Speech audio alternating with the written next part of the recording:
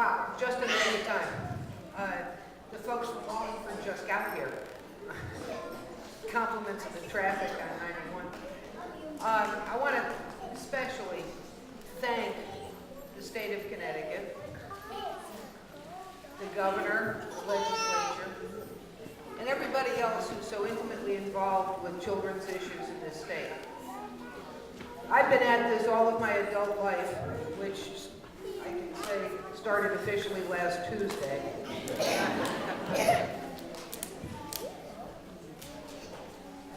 But we're very fortunate here that we have folks like Senator Fasano, Senator Bai, and some wonderful legislators who have consistently, even in really, really tough economic times, have consistently understood that the future of Connecticut has nothing to do with me. I'm old. You know, it has to do with our kids. Especially those. And so we're really, really happy about being able to be here today to talk about the importance of our programs for children. State-funded child care in Connecticut started in 1967. And I know that's long before most of you folks even started. And state-funded child care was a pioneering program in Connecticut, and I think we tend to forget that. We had the first statewide system of early childhood education for low and moderate income working parent families. We already had Head Start at that point. There wasn't a working parent requirement. It's like all of a sudden we have, wait a minute, there's more to this than just the children. Yes, the education of the children is clearly the most important thing. But beyond that, if we don't support their families, we're not helping the kids, are we? So we started back in 1967 with this statewide effort. We're still serving 69 communities in Connecticut. Yeah, we have school readiness programs, we have Head Start programs, we have family resource centers, we have some wonderful programs. We need a system now that's going to put all of those things together because they're all wonderful ideas. They're all necessary. They're all what we need to have for our kids. Times have changed. I'm not going to sit here and, like we ought to go back to 1968 or 67. No. Frankly, I don't want to go back there. I was there once. I want us to go forward. And the best way to do that, we think, would be to kind of get a system together. And if you look at some of the graphics that you've been handed this morning, you'll understand why. Very, very important stuff. Most importantly, we're here about these kids. Okay? Nigel, would you like to come say something here? We have some parents with us today.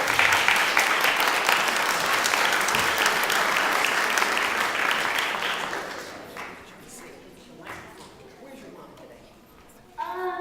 She's at work today. Mom's at work today. Would you like to Yeah. I haven't asbestos because it's brown.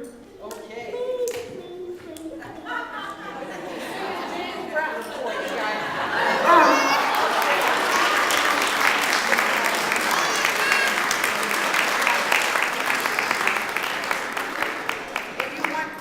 You want Chance too? You know James Brown stuff? Huh? What do you want to say? You say hi to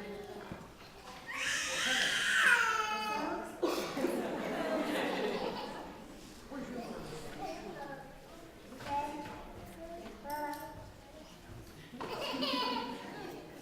Yeah? We're singing. Because this is what it's all about, right? Have we ever met before? I don't know.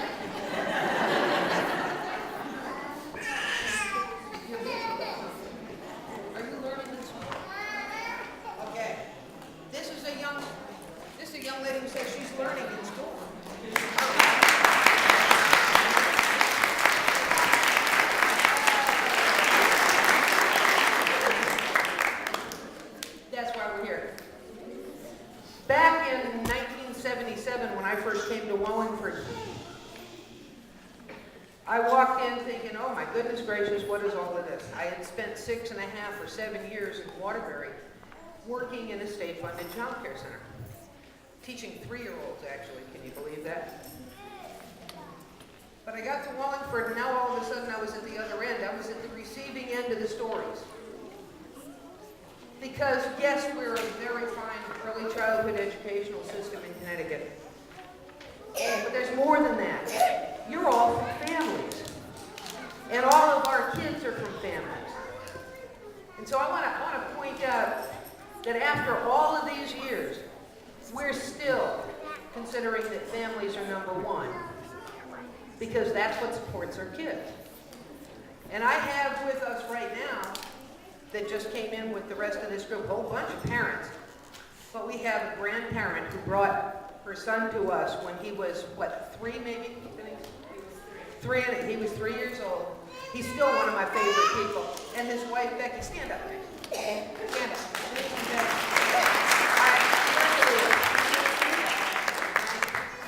And here, we lost a kid, but that's okay. Right, there we go. So Aaliyah is now another generation. And we're doing this routinely now. Second generation. Life is better for Aaliyah, I think Grandma would tell us, than it was for John when he was 3. Right? Aaliyah and John share something very special. They've been with Wallingford Community Daycare for the last 30-something years. And that's a wonderful thing because that's what it's about. Because life is better for the grandchildren now than it was for the family starting out. But we're serving those single working parent families, those 2-parent families that can't afford the best education for their kid or want their child to have that, and they need to work. So we're going to encourage the state of Connecticut to leave us at DSS for the time being.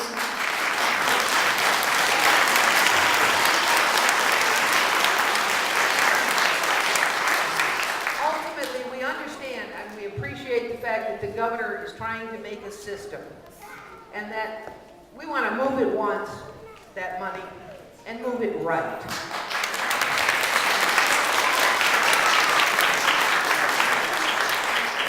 We need all of these systems together in a place where people understand what's going on and can support the families and these kids, the future of Connecticut. Thank you.